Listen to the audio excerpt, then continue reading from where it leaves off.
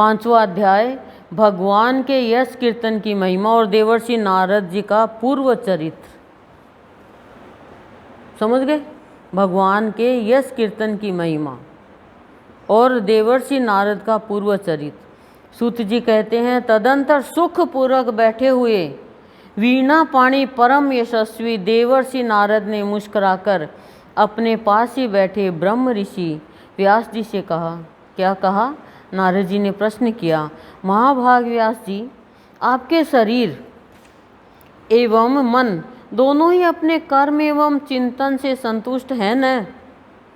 अवश्य ही आपकी जिज्ञासा तो भली भांति पूर्ण हो गई है, क्योंकि आपने जो यह महाभारत की रचना की है वह बड़ी ही अद्भुत है। वह धर्म आदि सभी पुरुषार्थों से परिपूर्ण है। सनातन ब्रह्म तत्व को भी आपने खूब विचारा है और जान भी लिया है, फिर भी प्रभु आप एक कृतार्थ पुरुष के समान अपने विषय में शोक क्यों कर रहे हैं? व्यास जी ने कहा, आपने मेरे विषय में जो कुछ कहा है वह सब ठीक है, सब ठीक ही है। वैसा होने पर भी मेरा हृदय संतुष्ट नहीं है। पता नहीं इसका क्या कारण है। आपका ज्ञान अगाध है, आप साक्षात ब्रह्मा जी के मानस पुत्र हैं, इसलिए मैं आपसे ही इसका कारण पूछता हूँ। नारद जी, आप समस्त गोपनीय रहस्यों को जानते हैं, क्योंकि आपने उन पुराण पुरुष की उपासना की है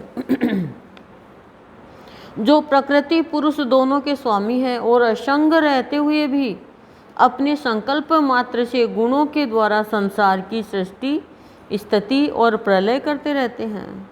आप सूर्य की भांति तीनों लोकों में भ्रमण करते रहते हैं और योग बल से प्राणवायु के समान सबके भीतर रहकर अंतःकरणों के साक्षी भी है।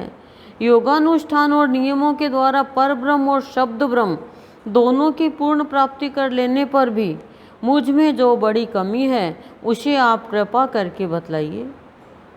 नारद जी ने कहा, व्यास जी, आपने भगवान के निर्मल यश का गान प्राय नहीं किया। निर्मल यश का गान नहीं किया आपने।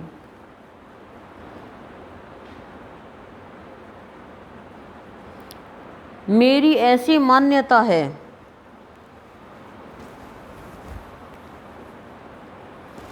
नारद जी करें कि मेरी ऐसी मान्यता है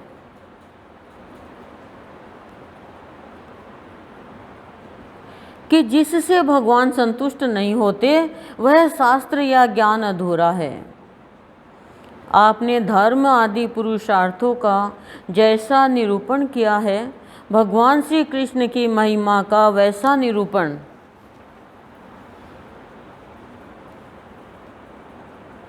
नहीं किया। जिस वाणी से चाहे वह रस भाव अलंकार आदि से युक्ति क्यों न हो, जगत को पवित्र करने वाले भगवान श्री कृष्ण के यश का कभी गान नहीं किया। क्या करें? जगत को पवित्र करने वाले भगवान श्री कृष्ण के यश का कभी गान नहीं होता। वह तो कौवों के लिए उच्छिष्ट फेंकने के स्थान के समान अपवित्र मानी जाती है। उच्छिष्ट मतलब जूठन। मानसरोवर के कमनीय कमल वन में विहरने वाले हंसों की भांति ब्रह्म धाम में विहार करने वाले भगवत चारणार विंदाश्रित परमहंस भक्त कभी उसमें रमण नहीं करते। इसके विपरीत जिसमें सुंदर रचना भी नहीं है और जो दूषित शब्दों से युक्त भी है, परंतु जिसका प्रत्येक श्लोक भगवान के सुयश सूचक नामों से युक्त है, वह वाणी लोगों के सारे पापों का नाश कर देती है, क्योंकि सत्पुरुष ऐसी वाणी का श्रवण गान और कीर्तन किया करते हैं। ऐसी वाणी जो सारे पापों का नाश करते हैं। संत पुरुष सत्पुरुष ऐसी वाणी का श्रवण करते हैं, गान करते हैं और कीर्तन करते हैं। वह निर्मल ज्ञान भी जो मोक्ष की प्राप्ति का साक्षात साधन है, यदि भगवान की भक्ति से रहित हो तो उसकी उतनी शोभा नहीं होती।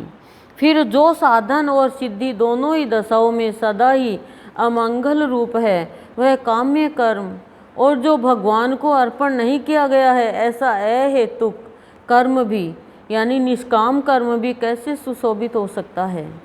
महाभाग व्यास जी, आपकी दृष्टि अमोघ है, आपकी कीर्ति पवित्र है, आप सत्य परायण एवं दृढ़ व्रत है, इसलिए अब आप संपूर्ण जीवों को बंधन से मुक्त करने के लिए समाधि के द्वारा अचिंत्य शक्ति भगवान की लीलाओं का स्मरण कीजिए। जो मनुष्य भगवान की लीला के अतिरिक्त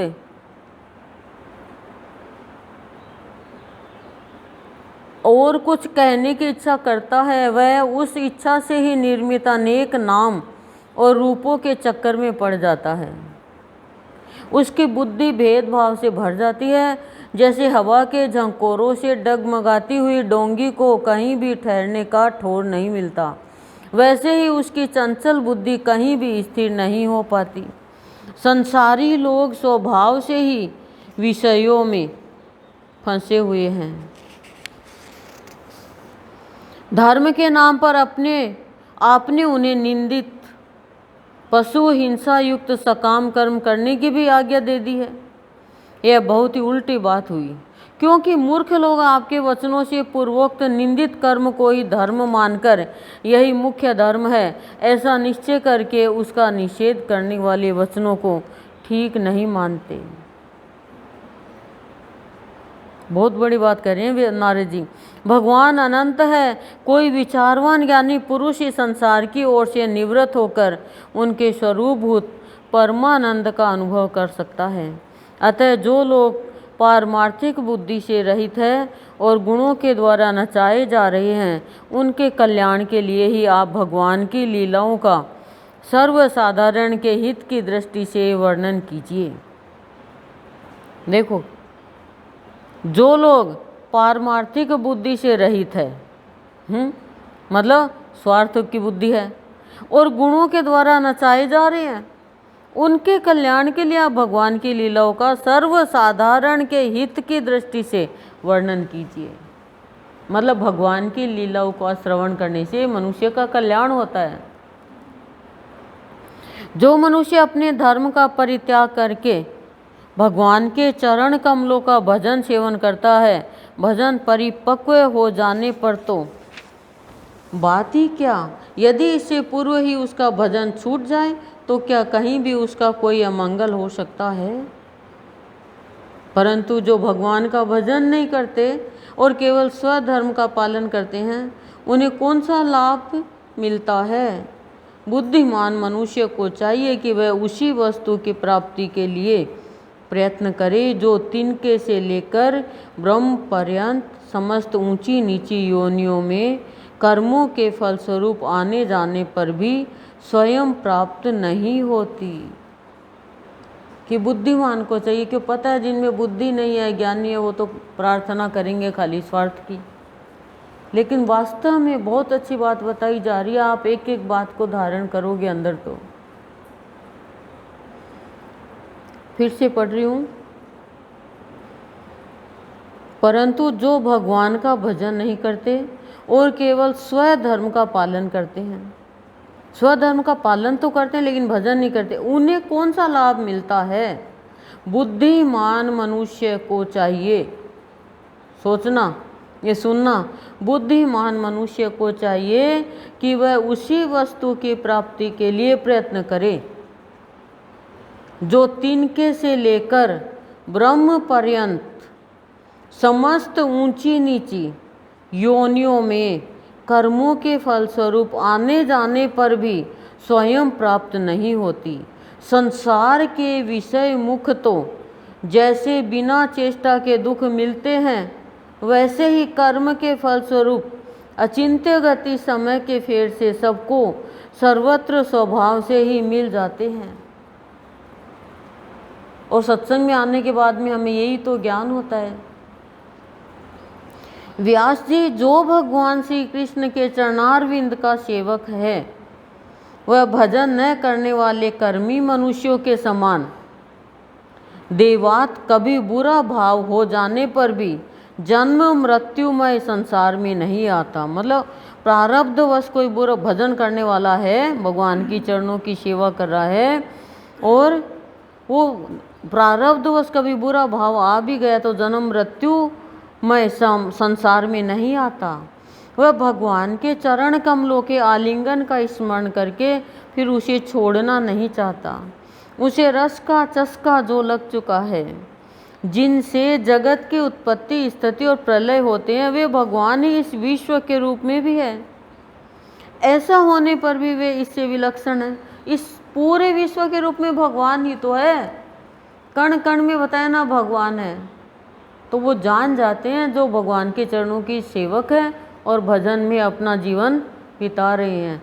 बाकी तो छोटी से छोटी चीज़ भी भगवान यहाँ हमें प्राप्त करवाते हैं, प्रारब्धानुसार भी। और भजन करने से हमारा प्रारब्ध गल जाता है तो और भी हमें सूक्ष्म चीज़ भी मिल जाती है। इस बात को आप स्वयं जानते हैं, तथापि मैंने आपको संकेत मात्र कर दिया है। व्यास जी, आपकी दृष्टि अमोघ है। आप इस बात को जानिए कि आप पुरुषोत्तम भगवान के कला अवतार है। आपने अजन्मा होकर भी जगत के कल्याण के लिए जन्म ग्रहण किया है, इसलिए आप विशेष रूप से भगवान की लीलाओं का कीर्तन कीजिए। विद्वानों ने इस बात का निरूपण किया है कि मनुष्य की तपस्या, वेदाध्ययन, यज्ञानुष्ठान, स्वाध्याय, ज्ञान और दान का एकमात्र प्रयोजन यही है कि पुण्य कीर्ति श्री कृष्ण के गुणों और लीलाओं का वर्णन किया जाए। मुने पिछले कल्प में अपने पूर्व जीवन में मैं वेदवादी ब्राह्मणों की एक दासी का लड़का था। वे योगी वर्षा ऋतु में एक स्थान पर चातुर्मास्य कर रहे थे। नारद जी बता रहे हैं, नारद जी तो बता रहे होंगे ना ये।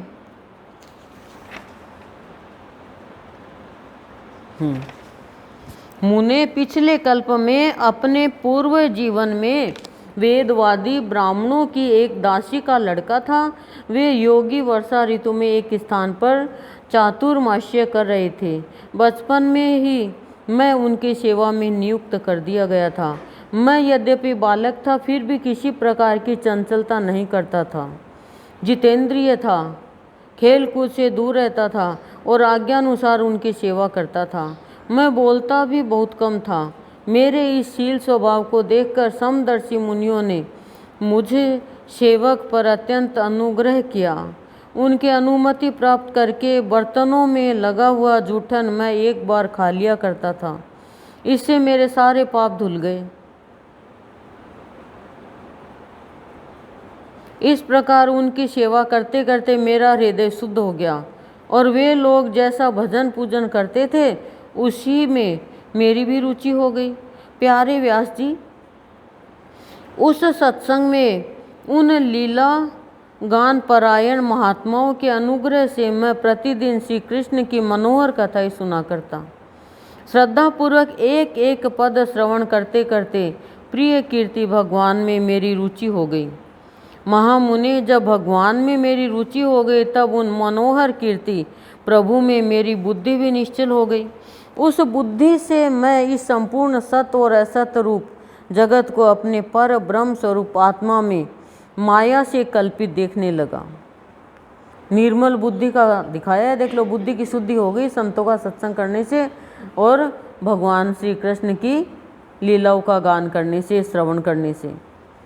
इस प्रकार शरद और वर्षा, इन दो ऋतुओं में तीनों समय उन महात्मा मुनियों ने श्री हरि के निर्मल यश का संकीर्तन किया और मैं प्रेम से प्रत्येक बात सुनता रहा। अब चित्त के रजोगुण और तमोगुण को नाश करने वाली भक्ति का मेरे हृदय में प्रादुर्भाव हो गया। रजोगुण और तमोगुण दोनों चित्त को विनाश की ओर लेके जाते हैं, अविनाशी की ओर नहीं लेके जाते हैं। लेकिन भक्ति करते करते, श्रवण, भगवान की लीला, भगवान के अवतारों का श्रवण करते करते और चित्त से रजोगुण और तमोगुण का नाश हो गया, भक्ति प्रकट हो गई। नारद जी बता रहे हैं, मैं उनका बड़ा ही अनुरागी था, विनयी था। उन लोगों की सेवा से मेरे पाप नष्ट हो चुके थे। मेरे हृदय में श्रद्धा थी, इंद्रियों में संयम था एवं शरीर, वाणी और मन से मैं उनका आज्ञाकारी था। देखो क्या कह रहे हैं, संतों की सेवा मात्र से ही पाप सारे नष्ट हो गए और उनका छोड़ा हुआ, उनकी अनुमति लेकर जो प्रसाद ग्रहण करते, अनुमति लेकर उनका छोड़ा हुआ जूठन था वो ही मैं लेता था और मेरे सारे पाप नष्ट हो गए, बुद्धि निर्मल हुए, उनके वो जो सत्संग करते उनका श्रवण करता। अनुरागी था मैं, विनयी था, उन लोगों की सेवा से मेरे पाप नष्ट हो चुके थे। मेरे हृदय में श्रद्धा थी। जिसके हृदय में श्रद्धा है वो तो कभी वृथा हो ही नहीं सकता उसका किया हो कुछ भी।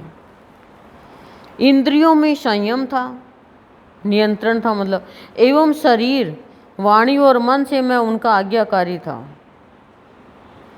उन दीन वत्सल महात्माओं ने जाते समय कृपा करके मुझे उस गुह्यतम ज्ञान का उपदेश किया जिसका उपदेश स्वयं भगवान ने अपने श्री मुख से किया है। उन महात्माओं ने गूढ़ ज्ञान का रहस्य बता दिया, ज्ञान करा दिया, मतलब तत्व, ब्रह्म तत्व का। उस उपदेश से ही जगत के निर्माता भगवान श्री कृष्ण की माया के प्रभाव को मैं जान सका, जिसके जान लेने पर उनके परम पद की प्राप्ति हो जाती है। कि उनके उपदेश से जगत के निर्माता भगवान श्री कृष्ण की माया के प्रभाव को मैं जान सका। अभी हम लोग माया के प्रभाव को नहीं जान पा रहे हैं, इसीलिए उसके प्रभाव में आ जाते हैं। हम किसी मनुष्य के ही खराब प्रभाव को नहीं जान पाते हैं, हम किसी मनुष्य की मुस्कान को ही नहीं समझ पा रहे हैं कि दुर्योधन के जैसी मुस्कान है या भगवान कृष्ण के जैसी मुस्कान है। बस हम तो मुस्कान देख लिया, हो गए फिदा, रोने पे हो गए, अरे बेचारी रो रही है, अरे बेचारी रो किस लिए रही है, रोना हम रोना पहचान पाते न हंसना पहचान पाते। तभी गुरुदेव कह रहे हैं मैं इतना भोला नहीं हूँ कि तुम 2 आंसू निकालोगे और मैं पिघल जाऊंगा, और मैं इतना निर्दयी भी नहीं हूँ कि तुम मेरे लिए आंसू निकालोगे और मैं तुम्हारे आंसू नहीं पहुँचूंगा। सत्य संकल्प व्यास जी पुरुषोत्तम भगवान श्री कृष्ण के प्रति समस्त कर्मों को समर्पित कर देना ही संसार के तीनों तापों की एकमात्र औषधि है।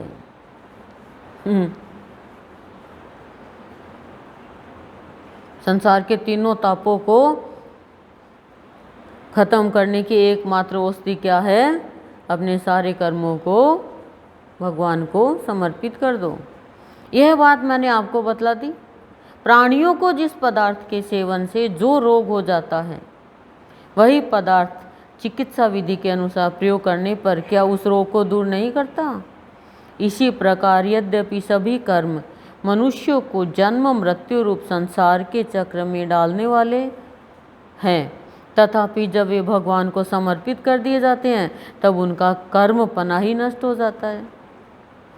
क्या बता रहे हैं कि सारे कार्य है, कर्म है, मनुष्य को जन्म मृत्यु रूप संसार के चक्र में डालने वाले हैं, तथापि जब वे भगवान को समर्पित कर दिए जाते हैं तब उनका कर्म पना ही नष्ट हो जाता है। क्या है बताओ बताओ?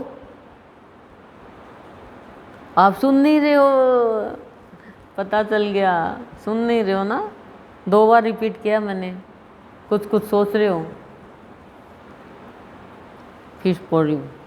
सभी कर्म मनुष्यों को जन्म मृत्यु रूप संसार के चक्र में डालने वाले हैं, तथापि जब वे भगवान को समर्पित कर दिए जाते हैं तब उनका कर्म पना ही नष्ट हो जाता है।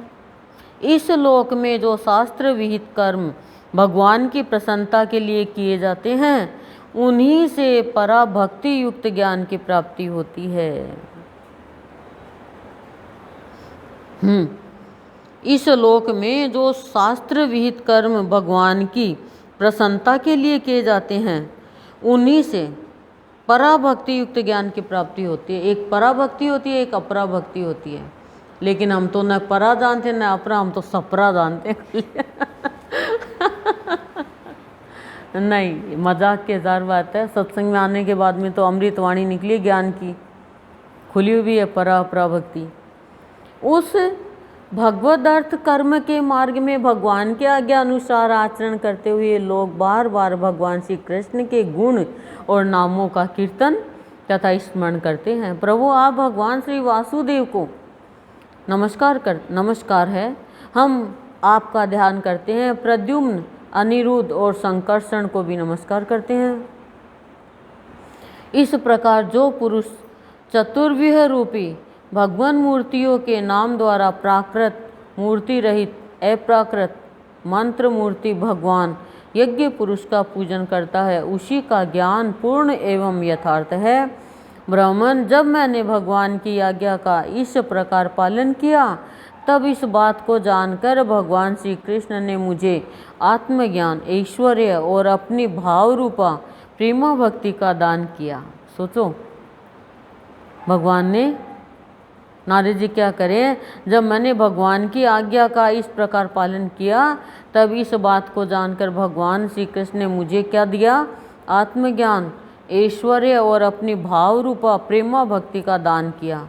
व्यास जी, आपका ज्ञान पूर्ण है, आप भगवान की ही कीर्ति का, उनकी प्रेममयी लीला का वर्णन कीजिए। उसी से बड़े बड़े ज्ञानियों की भी जिज्ञासा पूर्ण होती है।